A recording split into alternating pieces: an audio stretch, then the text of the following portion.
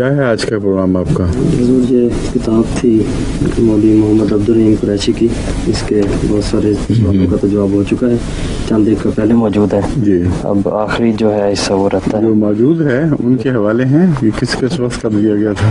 اس وقت تو نہیں ہے۔ اچھا پھر صحیح، اچھا بتائیں کیا ہے؟ تو یہ ہے دو اعتراض جو اب آخری، وہی حیدرآبادی مولوی؟ جی حیدرآباد۔ اچھا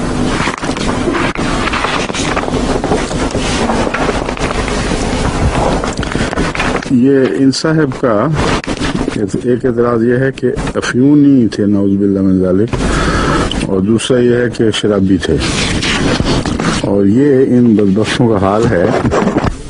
میں باقاعدہ عبارت تو بعد میں پڑھ کے سناتا ہوں، لیکن یہ سوچنے والی بات ہے کہ حضرت عبدالمسیح موعود علیہ السلام کو اپنے دعوے کے بعد ایک عظیم مقام حاصل ہوا ہے تمام ہندوستان میں، اور اس سے پہلے بھی کچھ عرصے سے متفرق دینی علماء سے گفتگو رہتی تھی، اور ابراہیم کے دور میں بھی غیر معمولی شہرت آپ نے پائی۔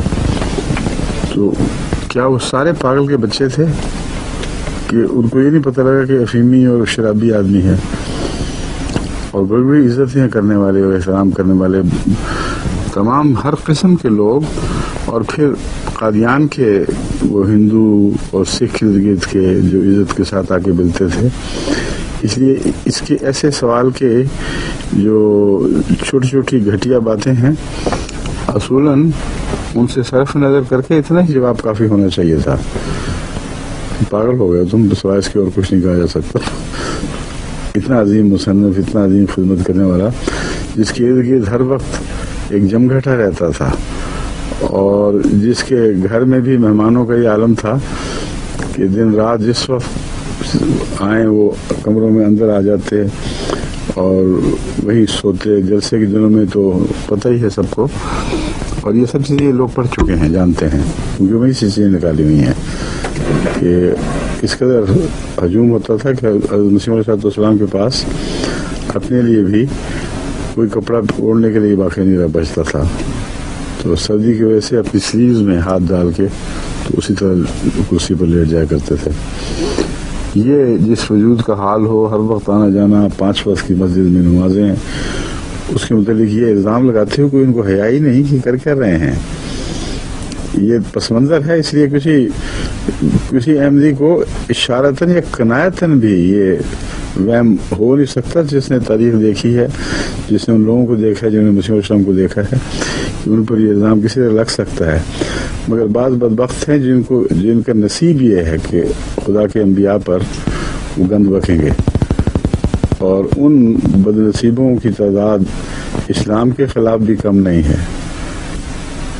میں تو برداشت نہیں کر سکتا کہ حضرت مسیح علیہ السلام کے دفاع کے سلسلے میں رسول اللہ صلی اللہ علیہ وسلم کے اوپر جو ناپاک الزام لگائے ہیں ان کا ذکر کروں، لیکن ان مولویوں کو علم ہے، اور یہ سلمان رشدی کے قصے جو چل رہے ہیں، یہ ان کی کوئی اس بات پر نظر نہیں جاتی کہ خدا کے پاک بندوں پر ہمیشہ سے ہی ایسی بکواس کی جاتی ہے۔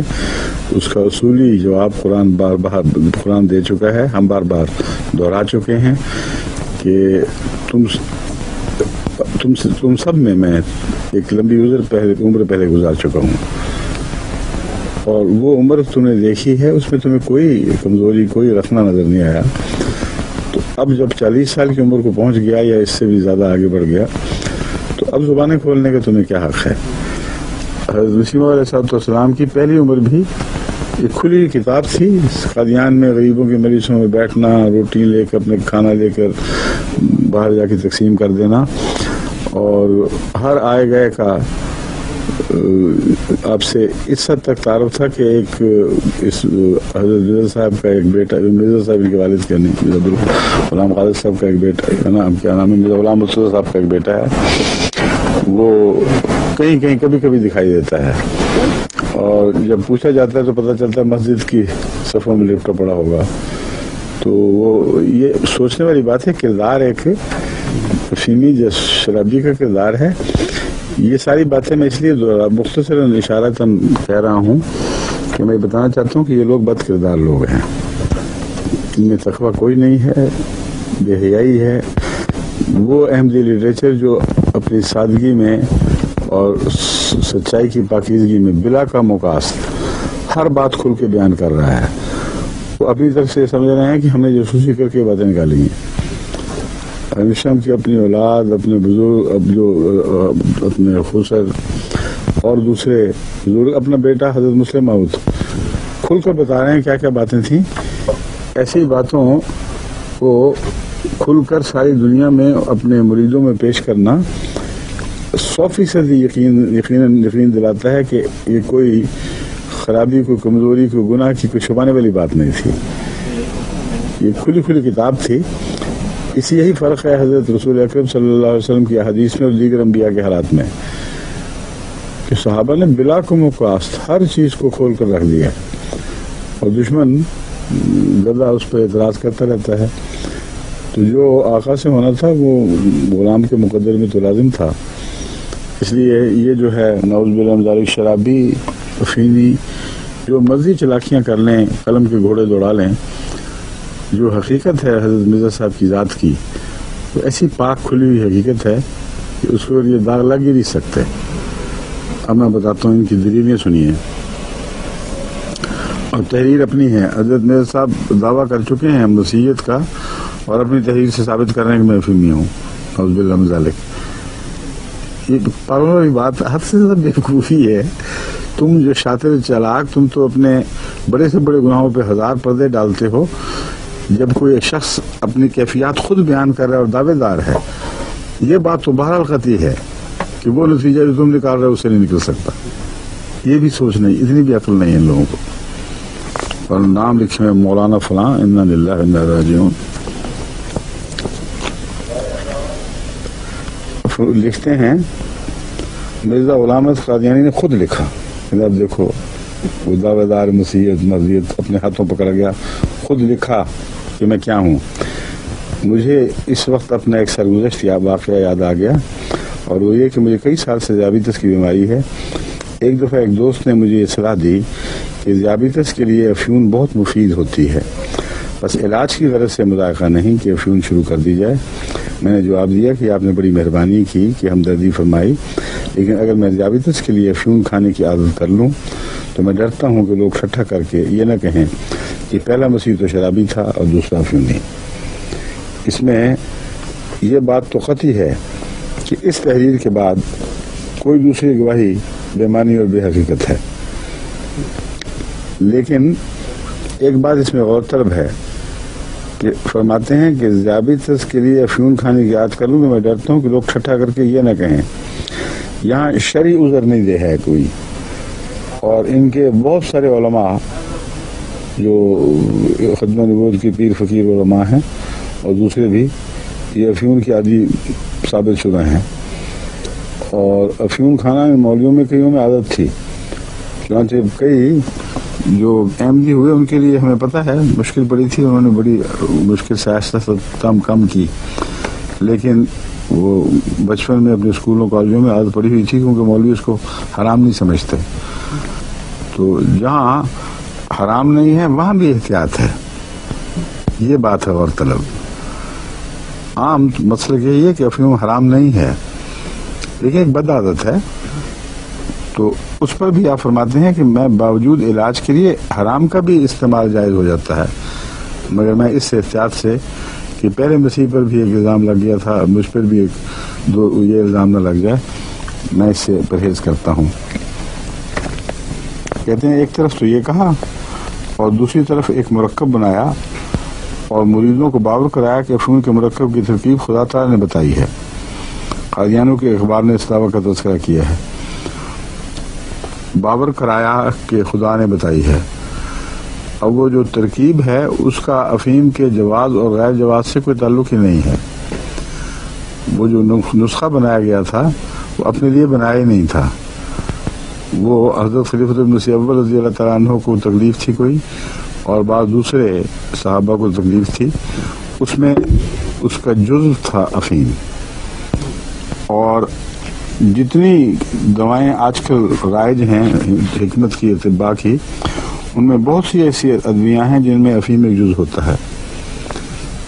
تو یہ باور کروانا کیا، ان کو تو پورا یقین تھا، دیکھتے تھے ایک پاک وجود ہے، بیعت کی ہوئی تھی، ان کو یہ باور کروانے کا کیا مطلب؟ یہ اپنے ٹیڑھی سوچ ویسی ہے جیسے بعض بدبخت رسول کریم صلی اللہ علیہ وسلم کے متعلق یہ مستشرقین لکھتے ہیں کہ بیٹے کی بیوہ کو طلاق کی بیوی کو طلاق دلوا کے شادی کرنی تھی تو لوگوں کو باور کر، بالکل یہی الفاظ ہیں، لوگوں کو باور کروایا کہ وہی نازل ہوئی ہے، اس کی سند سے میں کر رہا ہوں. تو ان کا بدبختوں کا ذہن پہچانا جاتا ہے کیسا ذہن ہے. ان کو کچھ خود نہیں کبھی خیال آیا کہ شیشہ دیکھ کے معلوم تو کریں کہ ان کی تصویریں کن لوگوں سے مل رہی ہیں. جیسے ناپاک وہ لوگ تھے ویسے یہ لوگ ہیں. اور وہی کہ مطلب باور کروایا، تمہیں کیسا پتہ لگا ہوئی ہے کہ نہیں؟ یہ بنیاد ہی کوئی نہیں اس بات کی. باور کروایا جیسے لفظی چلاکی کی ہوئی ہے کہ دیکھو جی باور کروا دیا. اگر الہام کی سند نہ ہوتی نسخے کی تو کیا خیال ہے احمدیوں نے بغاوت کر دینی تھی کہ نسخہ استعمال ہی کرنا. عجیب بات ہے. وہ تو آمنا صدق نہ کہنے والے لوگ تھے، مگر خدا تعالیٰ نے رویا یا کشوف میں اب کئی نسخے دکھائے ہیں اور بتائے جاتے ہیں. مجھے بھی بعض دفعہ ایسا نسخہ دکھایا گیا ہے. کل ہی میں نے وکیل و تفسیر جو قائم مقام ہے حاجی علی صاحب، ایڈیشنل قائم مقام نہیں، ان کو بتایا ہے کہ مجھے رویا میں کینیڈا میں دکھایا گیا افریقہ کے ملکوں میں جو ہمارے مبلغ کام کرتے ہیں ان کے لیے ملیریا آفیشینلس 1,00,000 طاقت میں دینا چاہیے. اب یہ میں نے مجھے بہت مدت سے پڑھا تھا کہ ملیریا سے بھی ایک دوا بنی ہوئی ہے جس کو ملیریا آفیشینلس کہتے ہیں، اور وہ اس کے مختلف قسم کے ملیریا کے مریضوں کے زہر سے اکٹھا کر کے بنائی گئی ہے. اور کبھی وہم و گمان میں بھی نہیں تھا کہ اس کو پریونٹیو کے طور پر استعمال کیا جا سکتا ہے، نہ کہیں لکھا ہوا ہے. تو وہ میں اللہ تعالیٰ نے بتایا، میں نے ہدایت کی ہے کہ آئندہ جو بھی افریقہ مبلغ بھیجے جائیں یا افریقہ میں جو سن رہے ہیں ان کو ملیریا آفیشینلس 1,00,000 میں ہفتے کے وقفے سے 2 خوراک کھا لینی چاہیے. تو میں امید رکھتا ہوں کہ اس سے انشاءاللہ تعالیٰ ان کو ملیریا کے خلاف دفاع میں کافی طاقت ملے گی.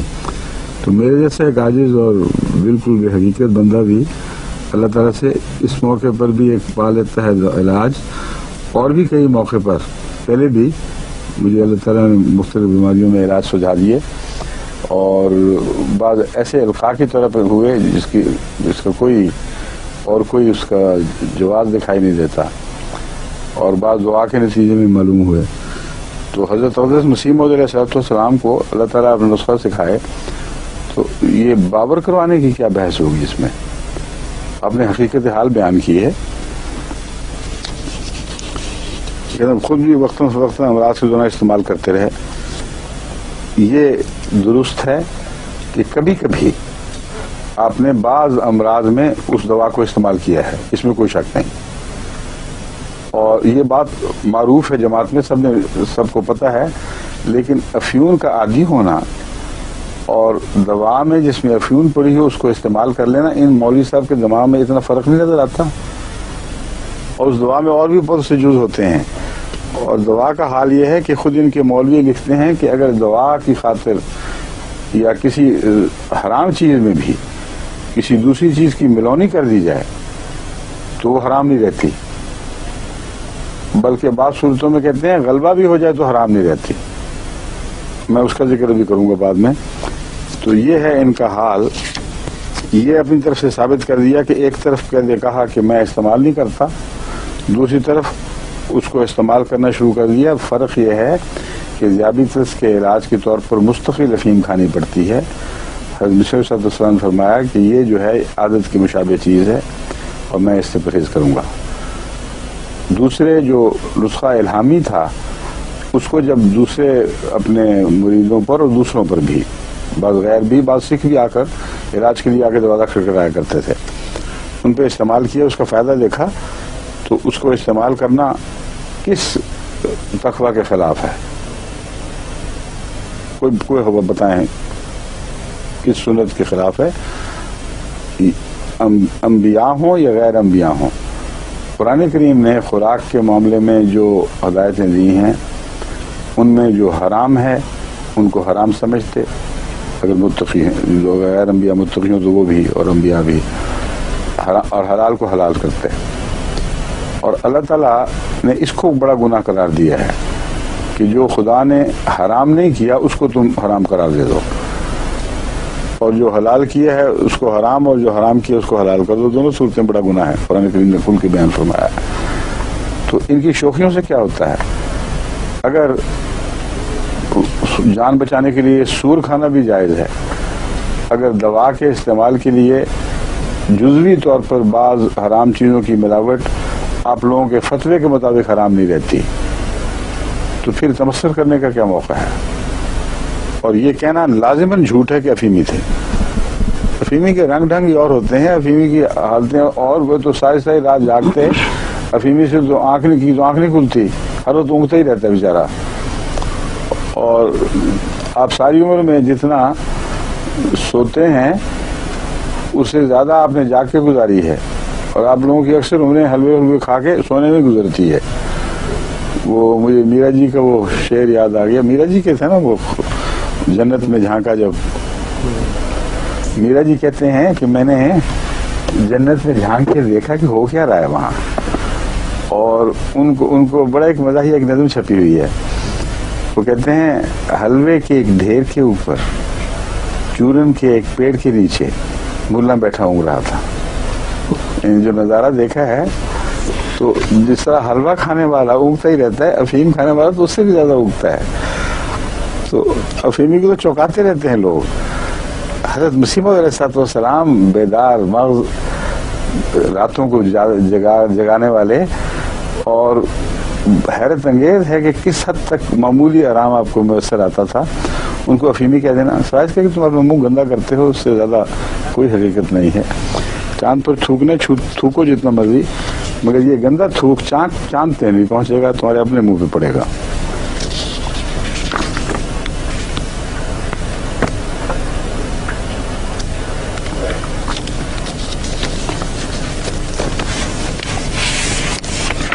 یہ ہمیشہ کی پوری بات ہے، اس کی ضرورت نہیں ہے. جو میں نے واقعہ بیان کر دیا کافی ہے.